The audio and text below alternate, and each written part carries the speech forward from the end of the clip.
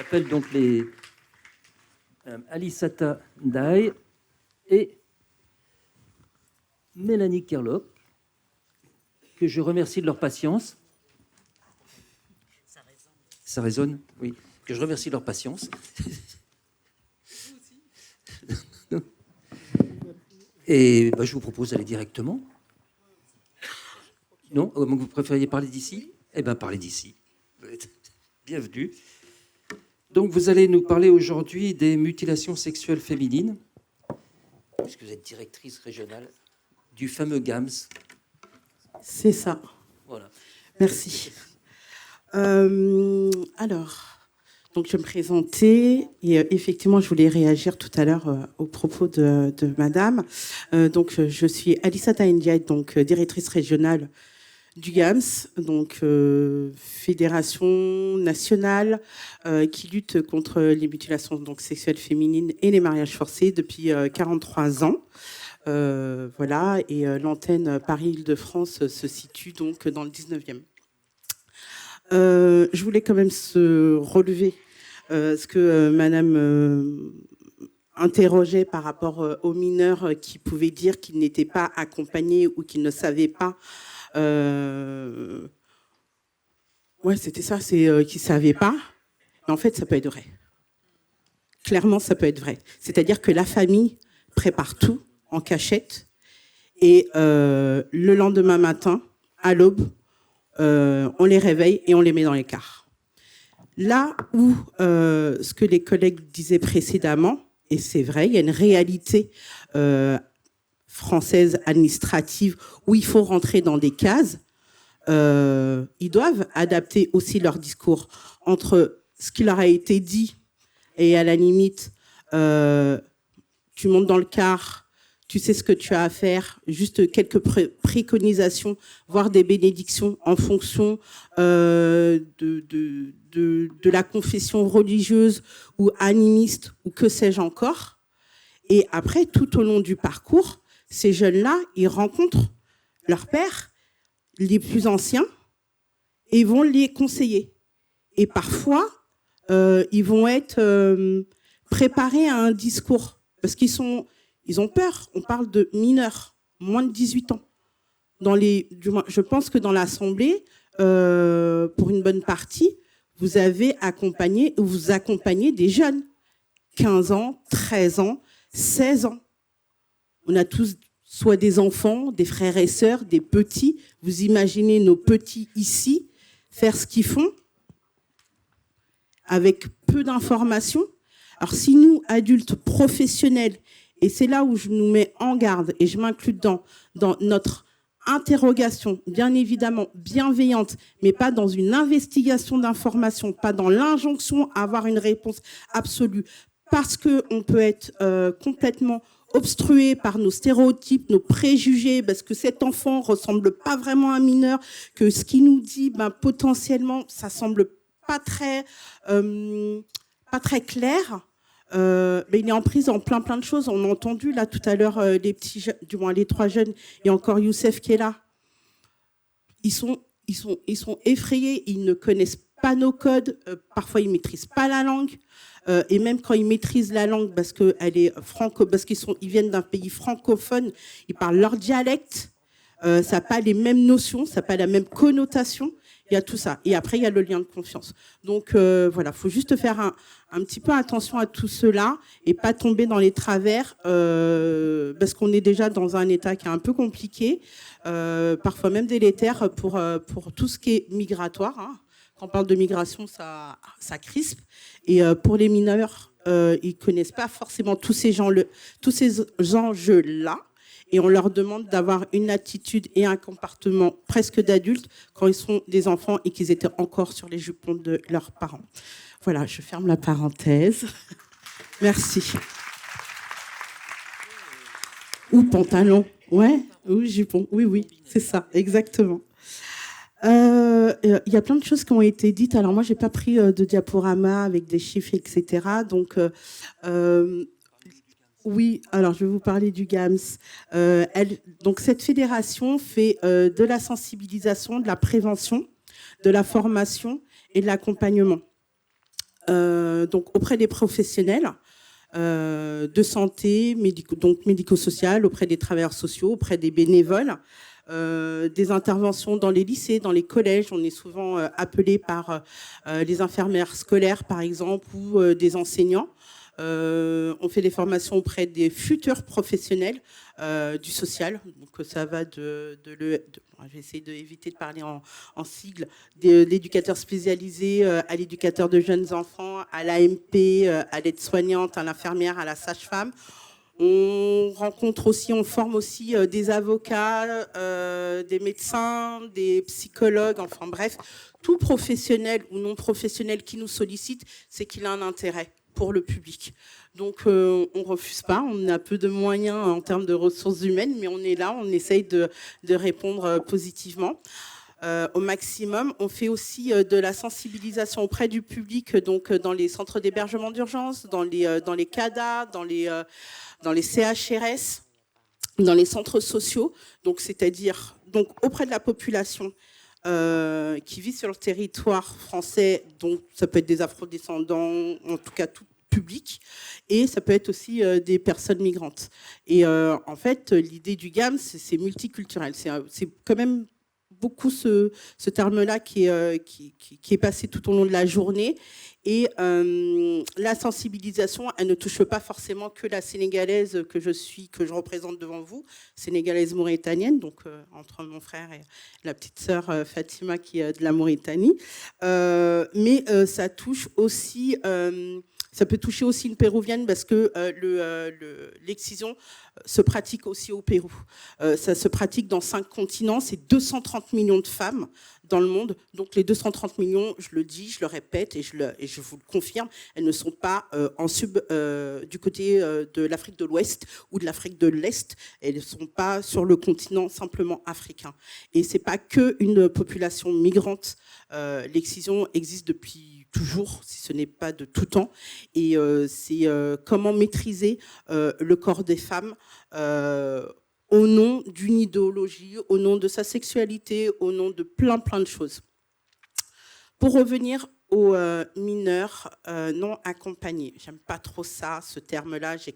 J'ai une trentaine d'années aussi d'expérience, donc les MIE, c'était aussi ce terme-là que j'utilisais à l'époque.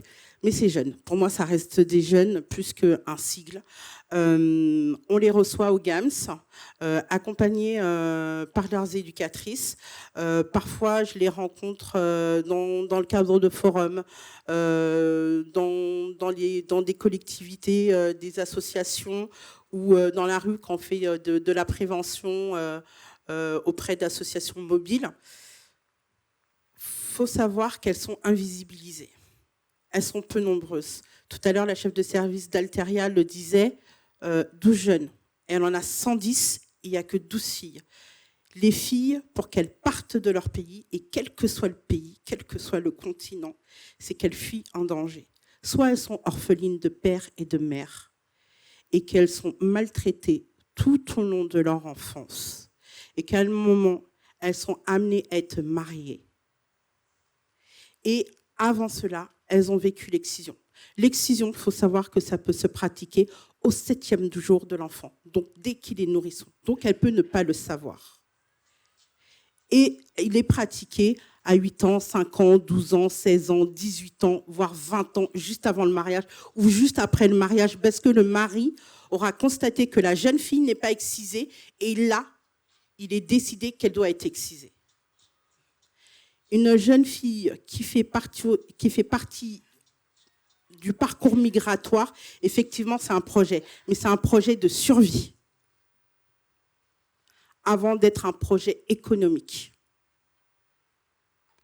Si elle ne peut pas rester là où elle est, là où elle a grandi, là où elle a été élevée, c'est qu'elle est en danger.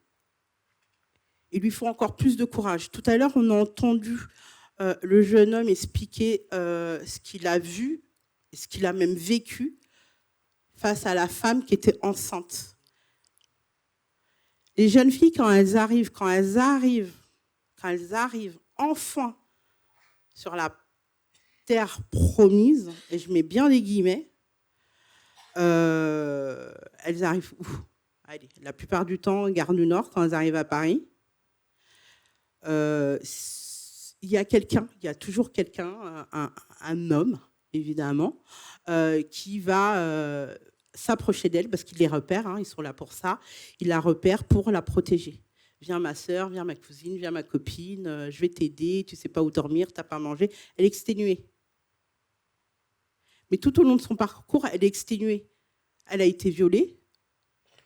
Elle a certainement été violée déjà dans son pays d'origine. Elle a vécu des violences dites faites aux femmes, dont l'excision, dont le mariage forcé. Et perpétuellement, elle ne peut pas dormir sur ses deux oreilles, cette petite gamine, parce que c'est une proie. Donc, dans son parcours, il faut qu'elle trouve un allié.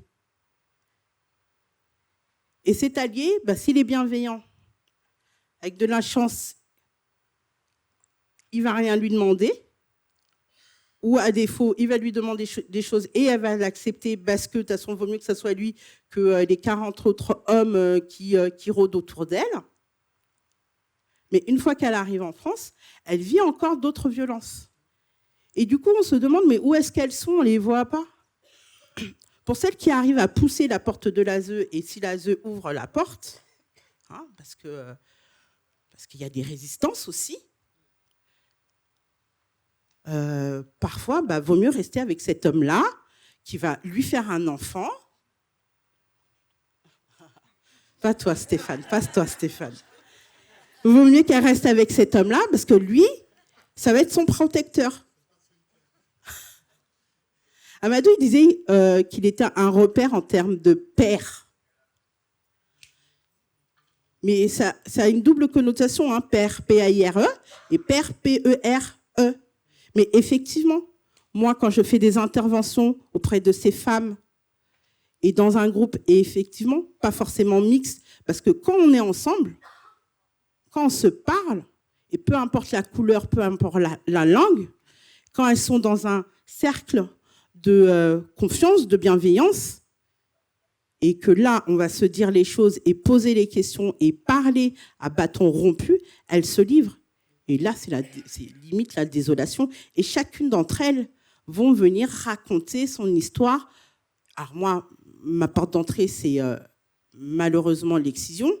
Il y en a certaines, elles veulent pas parler, mais elles assistent. D'autres, elles vont parler, elles vont même rigoler, elles vont en jouer. Elles vont désarçonner certaines, mais c'est celle qui a vécu le pire. Et nous, professionnels, c'est à nous d'être le réceptacle de tout ceci et voir quelles sont les orientations qui sont possibles. Donc, on les reçoit en individuel, parce qu'on est aussi beaucoup dans l'accompagnement de demandes d'asile, soit pour leur protection à elles, pour pas qu'elles puissent repartir, ou soit pour protéger leur petite fille. Et je reste que sur l'aspect migratoire, mais je reçois aussi des femmes qui sont nées sur le territoire français ou qui sont arrivées sur le territoire français jeunes et qui ont été excisées ou qui risquent d'être excisées. Il y a un plan de lutte contre les mutilations sexuelles qui a été signé le 6 février 2025 par le préfet de région Paris-Île-de-France. Ok, ça reste un papier, un plan, mais ça dit quand même quelque chose. Un plan de lutte contre les mutilations sexuelles féminines au 6 février 2025. Qui dit quoi? Il y a des risques d'excision à ce jour. Aujourd'hui, au moment où je vous parle, on parle de 139 000 femmes en France excisées. Et on est en deçà de la réalité. Avec un focus sur l'Île-de-France, plus focus dans le 93, car il y a un taux de prévalence de 7,8% de risque d'excision. Ouais, je pose le décor, je suis désolée, mais c'est une alors, qu'est-ce qu'on fait? On les reçoit, on les accompagne. Les professionnels, on apporte un accompagnement et un conseil technique, que ce soit, soit ils viennent nous voir directement, mais généralement, c'est souvent au téléphone, et on fait des formations. Et on balaye ce sujet-là, on balaye. avec beaucoup de temps et de conviction pour pouvoir donner des clés de compréhension et des outils. On utilise les outils parce que quand on parle de mutilation sexuelle féminine, on ne voit pas trop de quoi ça parle. Souvent, les gens ferment les yeux, baissent la tête, disent « Ah, j'ai des hauts de cœur, c'est des barbares, etc. » Ok, une fois qu'on a dit ça, mais on fait quoi? Parce que la jeune femme, elle est en face de vous. La petite, elle est en face de vous. Tout à l'heure, on parlait de VIH. La gamine que j'accompagne actuellement, 17 ans, violée, excisée à 12 ans. Lors de son excision, elle a contracté le VIH. Sa sœur la rejette, parce que c'est l'idée de sa sœur qu'elle se fasse exciser. Donc, l'envoie dans le pays voisin pour retrouver une tante. Et lorsqu'elle va voir sa tante qui est en deuil pour être aidée, son fils, il en profite pour la violer à chaque fois que la tante part le vendredi. Ouais. D'accord, je vais vite. On est d'accord. Et du coup, qu'est-ce qui est efficace en prévention? C'est-à-dire, et c'est pour ça que je donnais cet exemple-là. Cette jeune fille, elle n'a pas compris pourquoi elle avait été excisée. Elle ne sait pas quelle est l'origine de l'excision. Et elle se pose des questions. Nous, on apporte cette expertise sociologique et ethnologique de ce que c'est que l'excision, et à travers toutes les informations qu'elle va nous donner, on va être dans le décryptage. Après, c'est comment l'accompagner, et là, on est dans une demande d'accompagnement administrative, parce que l'ASE considère qu'elle ne peut pas faire une demande d'asile, de par sa situation, et nous, en tant qu'experts, on dit que si. Donc, on permet d'apporter des points d'éclairage et des solutions suite à un fait. Après, s'il y a des demandes de prise en charge, de reconstruction globale, on accompagne également ces femmes-là et ces pères-là. Parce que nous avons des pères qui veulent protéger leur petite fille, ils ne savent pas comment. Et on apporte des réponses à des solutions, aux solutions. Les filles qui sont à risque, Oui, dont vous parliez tout à l'heure, c'est de la prévention. comment est-ce que vous faites cette prévention? Comme je le disais tout à l'heure, on va dans les collèges, on va dans les lycées, on va dans les structures et on leur parle de cela. Parce qu'ils ne savent pas, elles ne savent pas, elles pensent qu'elles ne sont plus concernées. Certaines ne savent même pas que ça existe. Donc c'est de les informer de leurs droits et de leur expliquer ce que c'est. Et de les aider à poser les mots dans leur famille.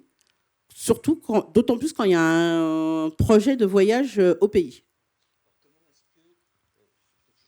Vas-y.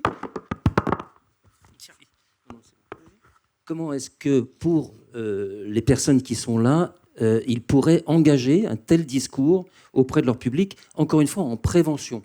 On a compris que, quand c'est fait, on peut vous les adresser, mais quel type de discours de préventif ils peuvent tenir auprès de ces jeunes filles, ces papas, ces mamans? Oui, alors il y a effectivement le prisme de la loi, mais Amadou, tu le sais bien, c'est-à-dire que dès que tu commences à brandir l'histoire de la loi et que ce soit des enfants français ou non français, dès que tu dis loi, ils se disent prison. Donc c'est important de poser le cadre et de dire que en termes d'intégrité de ton corps, on ne peut pas le faire, et qu'au nom de la tradition, c'est de déconstruire toutes ces idées reçues et d'utiliser les différents outils qui sont sur notre site internet que vous recevrez prochainement, qui vous permettent de vous donner tout ce qui est ressources et vidéos pour pouvoir aborder le sujet avec les parents ou avec des adolescents. Parce qu'après, on adapte le discours en fonction du public qu'on a en face de nous. Donc, il y a des outils qui sont disponibles, ouais, et qui permettent de tenir ça. Exactement. Dans le cadre du plan de lutte contre les mutilations sexuelles féminines. Mais au-delà de ça, il y a déjà des outils qui se trouvent sur notre site internet fédérationgams.org avec une bibliographie vidéo, YouTube et autres. Eh bien, merci beaucoup. Je t'en prie. Merci. on fera les questions après Mélanie, qui, la pauvre, a beaucoup attendu aujourd'hui. Hein, le meilleur pour la fin.